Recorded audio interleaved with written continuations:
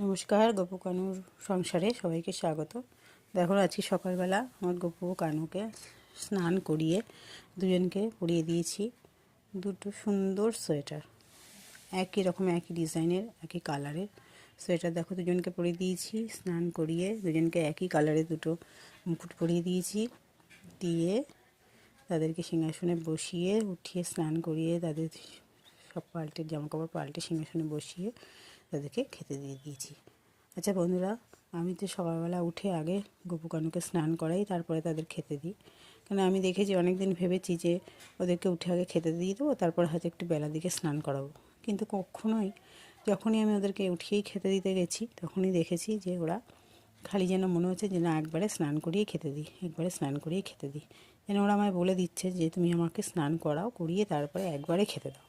সে হয়তো আমার কোনো দিন একটু দেরিও হয়ে যায় কখনো, কিন্তু স্নান না করিয়ে আমি কখনোই খেতে দিই।